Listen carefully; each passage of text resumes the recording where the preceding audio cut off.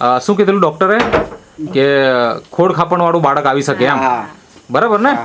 અને શું કીધું તમને, દવા કરવી પડશે કે શું કીધું પછી એમણે? તે પાડે રાખવું પડશે. ઓહો હો, મતલબ 6ઠા મહિને. અચ્છા, ગર્ભપાત કરવો પડશે એવું કીધું. મતલબ 9મા વર્ષ, લગ્નના 9મા વર્ષે તમને મળ્યો, બરાબર ને? તો ખરેખર ભગવાનની કૃપા કહેવાય. નમસ્કાર દર્શક મિત્રો, આજે આપણે એક એવા દંપતીને મળવા માટે આવ્યા છે કે જેમને ત્યાં સંતાન પ્રાપ્તિની સમસ્યા હતી, અને આવી સમસ્યાઓ આજે દિન પ્રતિદિન આપણા આસપાસમાં અથવા આપણા ઓળખાણમાં કે આપણા સમાજની અંદર આજે આવી સમસ્યાઓ વધી રહી છે. અને આજે એમને ત્યાં બહુ જ સુંદર પરિણામ ઓલરેડી મળી ચૂક્યું છે. તો એમને એ પરિણામ કેવી રીતે મળ્યું અને એમને શું સમસ્યાઓ હતી, અને આપણે એમના પરિચય સાથે આ બધી માહિતી આપણે આજે જોઈશું અને જાણીશું. તો સૌપ્રથમ તમારો પરિચય આપજો. શું નામ છે તમારું? રસિકભાઈ કિરણભાઈ. રસિકભાઈ કિરણભાઈ ચૌધરી. અને તમારું નામ? સરોજબેન રસિકભાઈ ચૌધરી. હવે મને એ જણાવો કે તમારા લગ્ન કયા વર્ષે થયેલા? 2017માં. 2017માં. અને અત્યારે ચાલે છે 2026. એટલે 9 વર્ષ થઈ ગયા એમ કહેવાય ને, બરાબર ને? અને 9 વર્ષ દરમિયાન આમ જોવા જઈએ તો આપણે ત્યાં બાળકો તો હોય જ, બરાબર ને? અને હું એવો પ્રશ્ન પૂછું છું કે તમને અત્યારે તો અમારે ત્યાં બાળક છે કે નથી? અત્યારે છે. કેટલા મહિના થઈ ગયા? 10 મહિના થઈ ગયા. તો મતલબ એમ કહેવાય કે 8 વર્ષ પછી તમારે ત્યાં બાળક આવ્યું, બરાબર ને? 2017માં લગ્ન થયા. 2017માં લગ્ન થયેલા. પછી કયા વર્ષે તમે પ્રયત્ન કર્યા કે હા હવે તો બાળક જોઈએ એમ? તમને એવું ક્યારે લાગવા લાગ્યું? 5મા મહિનાથી લાગવા લાગેલું. બરાબર, મતલબ 5 મહિના થયા લગ્નના, પછી તમારી ઈચ્છા હતી કે બાળક હવે રાખવું છે એમ, બરાબર? પછી શું થયું? પછી રહેતું તો નહીં હતું. અચ્છા, કેટલા વર્ષ એવા થયા? લગ્નના કેટલા વર્ષ થયા પછી ત્યાં સુધી તમે પ્રયત્ન કરતા રહ્યા પણ રિઝલ્ટ મળ્યું ને? અને ડૉક્ટર પાસે કે હોસ્પિટલમાં તમે કોઈ જગ્યાએ બતાવ્યું હોય એવું કેટલા વર્ષ પછી તમે બતાવ્યું પહેલી વખત? એ તો મેં 3 વર્ષ પછી જ બતાવેલું. લગ્નના 3 વર્ષ થયા પછી પહેલી વખત તમે ગયા, અને ત્યાં ગયા પછી શું કર્યું? આ બુવારી બતાવેલું, રિપોર્ટ બધું જ કમ્પ્લીટ. અચ્છા, બંનેના? પતિ પત્નીના બંનેના? હા, બંને. અને શું કીધું રિપોર્ટમાં? નોર્મલ એકદમ. અચ્છા, નોર્મલ. હા, કોઈ તકલીફ નથી એમ? ના, કોઈ નહીં. પછી દવાઓ આપી કે શું કર્યું? દવા આપેલી. કેટલા મહિના વાપરી? આપેલી એના માટે. અચ્છા, આમના માટે, તમારી વાઈફ માટે આપી? હા, એમના માટે. અને તમારા માટે નહીં? નહીં. અચ્છા, અને કેટલા મહિના દવા વાપરી? 3 મહિના જેવા છે. 3 મહિના. પછી ત્યાં આગળ રિઝલ્ટ આવ્યું કે નહીં આવ્યું? ના. પછી શું કર્યું? પછી ગયા વાસદા. એ કેટલા સમય પછી ગયા? એ વર્ષ પછી જેમ ગયા પાછા. અચ્છા, 1 વર્ષ થઈ ગયું, વળી પાછા તમે બીજી જગ્યાએ ગયા વાંસદામાં. ત્યાં શું કીધું? ત્યાં એક નોર્મલ જ બધું બતાવે, કમ્પ્લીટ બતાવે. એટલે બંને જગ્યાએ તમે જ્યાં પણ ગયા ત્યાં તમને કીધું કે નોર્મલ છે? બરાબર છે. અને દવાઓ ચાલતી હતી? દવા ચાલે છે. અહીંયા વાંસદામાં કેટલી વખત તમે કેટલા સમય સુધી દવા લીધી? એ 4 મહિના હતા. 4 મહિના. પછી ત્યાં રિઝલ્ટ મળ્યું નહીં? હવે મને એ જણાવો કે લગ્નના 3જા વર્ષે તમે એક હોસ્પિટલમાં ગયા, વળી પાછું 1 વર્ષ થયો અને બીજી હોસ્પિટલ ગયા, એવી રીતના મતલબ 4 વર્ષ તો નીકળી ગયા. અને આપણે અત્યારે જોઈએ તો 8 વર્ષ પછી બાળક આવ્યું. તો જે વચ્ચેનો જે સમયગાળો છે 4 વર્ષનો, એમાં તમે કોઈ જગ્યાએ ભગત ભુવા કે પછી વેદ કે આવી કોઈ જગ્યાએ બતાવ્યું કે નહીં બતાવ્યું? બિલકુલ નહીં. તો તમે મતલબ દવા હવે કરવાના જ નિયમ કરીને છોડી દીધું કે પછી પૈસાનો પ્રોબ્લેમ હતો કે શું હતો? પૈસાનો નહીં, એમ જ. અત્યારે હવે કાંઈ કરવું જ નથી એમ? અચ્છા, તો અત્યારે તો તમારે ત્યાં બાળક છે, 10 મહિના થઈ ગયા એમ તમે કીધું, બરાબર ને? તો રિઝલ્ટ શેનાથી આવ્યું? નેચરલ મૂળ પાવડરથી. આ જે અહીંયા જે આપણે રાખ્યું છે આનાથી રિઝલ્ટ આવ્યું? નેચરામોર જે છે બહેનો માટે છે, ભાઈઓ માટે છે, મતલબ નેચરામોર ફોર વુમન ઓરિજિનલ છે, ન્યુટ્રી લીવર છે, વુમન વેલનેસ, મેન વેલનેસ, બરાબર ને? આ વસ્તુ તમે વાપરી તો તમને આ મળી કેવી રીતના એ વાત કરો. ક્યાંથી મળી? કોણે માહિતી આપી? પીપલવાળા ગયેલા કે નહીં? હા. પપ્પાએ કીધું કે ત્યાં મુકેશ કાકાના દુકાને જાઓ. હા. એટલે અમે ત્યાં ગયેલા. અચ્છા. મુકેશ કાકાએ કીધું કે સાહેબ લોકો આવતા છે તો એ લોકો જોડે વાત કરી લો, માહિતી લઈ લો.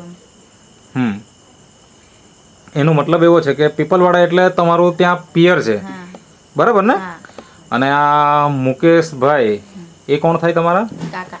કાકા? અને એમના મારફતે તમને માહિતી મળી, હા એટલે એમણે ડાયરેક્ટ માહિતી આપી કે સાહેબ લોકો આવેલા કોઈ? સાહેબ લોકો આવે. હા મુકેશભાઈ તમે થોડીક વાત કરો.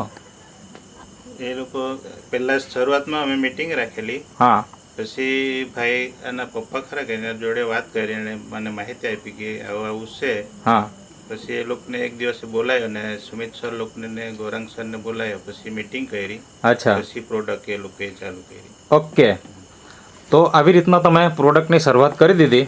શરૂઆત જ્યારે કરી તો તે વખતે તમને સંપૂર્ણ વિશ્વાસ હતો કે મનમાં થોડી શંકા પણ હતી? જે હોય એ સાચું કહેજો. વિશ્વાસ તો હતો. કેવી રીતના વિશ્વાસ? પપ્પાએ કીધું એટલે, કાકાએ કીધું એટલે, બરાબર ને?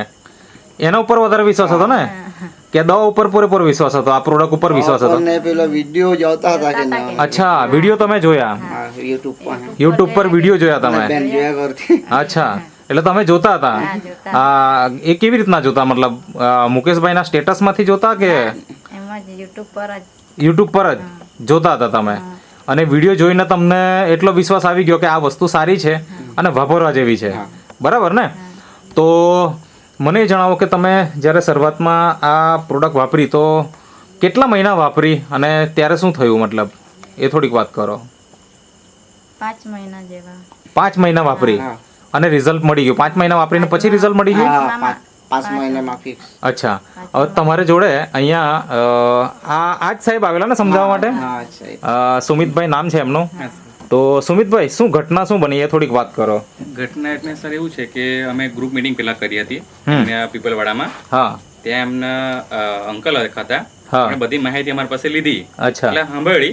હા. પછી લાસ્ટમાં મને એમ કીધું કે એવી સમસ્યા મારી છોકરીને છે એમ, તો તમે એમને રૂબરૂ મુલાકાત કરશો? મેં કીધું હા, અમે રૂબરૂ મુલાકાત કરશું અને માહિતી આપશું, બરાબર પછી વસ્તુ એમને સ્ટેપ બાય ચાલુ કરશું એમ. બરાબર છે. તો તેમને એમને માહિતી આપી એટલે એમને પછી રૂબરૂ અમે એક દિવસ સ્પેશિયલ બોલાવ્યા, એમને ગ્રુપ ડિસ્કસ કર્યું સાથે બેસીને.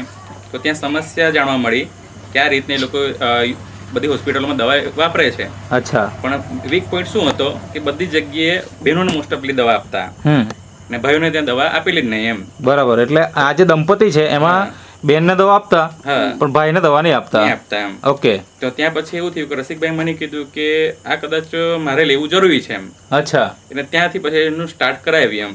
ઓકે. હા, અને એમાં બનાવ એવો બન્યો હતો કે જે સમયે એમને ડિલિવરી થવાનો હતો તે સમયે 6મા મહિને કે 7મા મહિને એમને ડોક્ટરે એવું કીધું હતું કે તમારું બાળક અપંગ આવશે એમ. ઓહો. એટલે મેં એમને કીધું કે તમે ગભરાતા નહીં પહેલા તો. Okay. કેમ કે જો આપણો પાવડર ડિલિવરી પછી પાવડર ચાલુ રહી છે, તો સવાર સાંજ પાવડર ચાલુ હતો. હા. મેં એમને એમ કીધું કે તમે બપોરના બી તમે પાવડર વધાવી દો એમ, ઓકે. એના 3 ટાઈમ તમે પાવડર કરી દો એમ.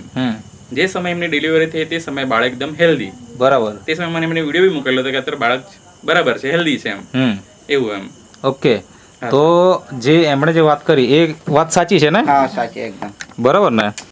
વાતનો સાર એ છે કે 2 જગ્યાએ તમે હોસ્પિટલમાં બતાવ્યું હા. અને ત્યાં તો ખાલી બેનની ટ્રીટમેન્ટ હતી અને તમારી ટ્રીટમેન્ટ કંઈ નહીં કરતા, કારણ કે રિપોર્ટ નોર્મલ છે એ હિસાબે. પણ શક્યતાઓ તમને એવી લાગે કે કદાચ મારામાં પણ ખામી હોઈ શકે, હા. બરાબર ને? અને એના હિસાબે તમે નેટસફની જે પ્રોડક્ટ જ્યારે લીધી તો પતિ પત્નીએ બંને જ વાપરવાનું ચાલુ કર્યું બંને જ. અને 5 મહિના વાપર્યા પછીથી તમને ત્યાં પ્રેગ્નન્સીનું રિઝલ્ટ મળી ગયું, બરાબર ને? તો અત્યારે તો બાળક પણ છે. હા, તમારા અહીંયાથી અત્યારે ગયો તો થોડુંક બોલાવો ને, આપણે જોઈ જ લઈએ. લાવજો ને. તો મિત્રો આ તમે જોઈ શકો છો, આ બાળક છે એકદમ તંદુરસ્ત. અને જ્યારે પ્રેગ્નન્સી દરમિયાન શું કીધેલું ડૉક્ટરે કે ખોડ ખાપણવાળું બાળક આવી શકે એમ, હા. બરાબર ને? હા. અને શું કીધું તમને? દવા કરવી પડશે કે શું કંઈક શું કીધું પછી એમણે? તે પાડે લખવું પડશે એમ. ઓહો હો હો હો. મતલબ 6ઠા મહિને. અચ્છા, ગર્ભપાત કરવો પડશે એવું કીધું, હા. બરાબર ને? હા. તો આ સમસ્યા મતલબ ઘણી મોટી કહેવાય, કારણ કે રિપોર્ટની અંદર જો બતાવ્યું હોય તો ડૉક્ટર એમ જ કહેશે કે ભાઈ હવે ગર્ભ પાડી નાખવો પડશે એમ. તો તમે શું તૈયાર હતા એના માટે? ના, અમે પેલું રિપોર્ટ કરાવ્યો પેલું. મતલબ તમે રિપોર્ટ કરાવ્યો? હા, રિપોર્ટ કરાવ્યો. પછી શું થયું? 12 હજારનો રિપોર્ટ કરાવ્યો. હા. પછી? રિપોર્ટ કરાવીને પાછા 15 દિવસ રાહ જોઈ. પછી રિપોર્ટમાં તો કમ્પ્લીટ આવ્યું હા. તો અમે પછી સરકારીમાંથી ખાનગીમાં નીકળી ગયા. અચ્છા પછી તો આ રિપોર્ટ બતાવી, રિપોર્ટમાં કહે કે એકદમ 99% સારું જ છે એમ. ઓકે હા. ઓકે. તો તે સમયે આ જે સુમિતભાઈ છે એમણે તમને સલાહ આપી. હા સર, શું સલાહ આપી થોડીક વાત કરો. તે સમયે એમનું મેં કીધું હતું કે સમજો કદાચ હોસ્પિટલ તમારે કંઈ ચેન્જ કરવું હોય તો તમે ચેન્જ કરી શકો. એ પછી કે સવાર સાંજ પાવડર ચાલે જ છે, કેમ કે એ પ્લસ પોઈન્ટ થશે ને, કેમ કે આપણું પાવડર ચાલુ હોય તો બાળકના ધબકારા, બાળકનું વજન, બાળકનું શરીર મોસ્ટ ઓફલી હેલ્ધી જ બની જાય. હા એટલે મેં એમને એવું કીધું હતું કે તમે સવાર સાંજ અને બપોર અચ્છા ખાલી 3 બપોરના ટાઈમ તમારે 3 ટાઈમ તમારે પાવડર લેવાનું રહેશે. ચાલુ રાખ્યો. હા, ડિલિવરી થી ત્યાં સુધી એમણે કન્ટિન્યુ એ પાવડર ચાલુ રાખ્યો. ઓકે. હા, એટલે એનાથી આજે આપણે અહીંયા જોઈ શકીએ છીએ એકદમ તંદુરસ્ત બાળક છે. શું નામ રાખ્યું એમનું? વંશ. અચ્છા, તમારો વંશ જે 8 વર્ષે મતલબ 9મા વર્ષે લગ્નના 9મા વર્ષે તમને મળ્યો, બરાબર ને? તો ખરેખર ભગવાનની કૃપા કહેવાય કે આજે આપણને આ વસ્તુ કે જે મતલબ આટલા પ્રયત્ન કર્યા પછી પણ તમે હોસ્પિટલમાં કેટલો ખર્ચો કર્યો ત્યારે? 2 હોસ્પિટલમાં અંદાજે 40,000નો ખર્ચો કરી નાખેલો. અને એની સામે આ પ્રોડક્ટ તમે 5 મહિના દરમિયાન કેટલી વાપરી અંદાજે સુમિતભાઈ? કેટલા રૂપિયાની વાપરી હશે? એ કમસે કમ એમનું સર 25 થી 30,000 રૂપિયાનું એમનું યુઝ કર્યું હશે એમને. અચ્છા. કેમ કે એન્ડ સમયમાં એમને થોડીક પૈસાની તકલીફને લીધે એ લોકો પ્રોડક્ટ સ્ટોપ બી કરવાના હતા. અચ્છા. પણ મેં એમને કીધું કે સમજો કે આટલા સમય સુધી તમે દવા લીધી જ છે, હા, તો શરીરમાં તમને અસર કરી ચૂકી છે. હા, બરાબર છે. સમય તમે થોડું યુઝ કરી લો એમ. બરાબર છે. જેથી એમને પછી અત્યારે પરિણામ મળી ગયું છે. બરાબર. તો મિત્રો તમારે આજે આ દંપતી જોડે કોન્ટેક્ટ કરવો હોય અને આવું રિઝલ્ટ તમારે મેળવવું હોય તો એમનો સીધો સંપર્ક પણ કરી શકો છો. તો તમારો ફોન નંબર બોલજો ને. 63 52 11 75 75. ઓકે. અને તમને જે આ પ્રોડક્ટ આપનાર વ્યક્તિ જે અહીંયા બેસેલા છે મુકેશભાઈ, તમારો પણ નંબર બોલો જેથી કોઈ મિત્ર તમને પણ સીધો સંપર્ક કરવો હોય અને ટ્રીટમેન્ટ લેવી હોય તો લઈ શકે. 90 167 94 560 94 560. અને તમને જે યોગ્ય સલાહ સૂચન આપનાર વ્યક્તિ કે જે બેસેલા છે સુમિતભાઈ, હા સર, તો તમારો પણ કોન્ટેક્ટ નંબર આપો. 88 88 49 42 8133. 8133. ઓકે. તો મિત્રો તમે જોઈ શકો છો આ દંપતીની ખુશી. 9 વર્ષે જ્યારે બાળક આવે તો ખરેખર ઘરમાં ખુશીઓ તો આવવાની જ. અને વંશ આપ્યો છે એમને અને નામ પણ વંશ રાખ્યું છે. તો એ વંશ વેલો આગળ વધારશે અને જીવનમાં ખૂબ પ્રગતિ કરે અને માતા પિતાનું નામ રોશન કરશે એવી ઉમ્મીદ સાથે આપણે આજનો વિડીયો અહીંયા સમાપ્ત કરીએ છીએ. તો તમે જે ઇન્ટરવ્યૂ આપ્યો તે બદલ તમારો ખૂબ ખૂબ આભાર.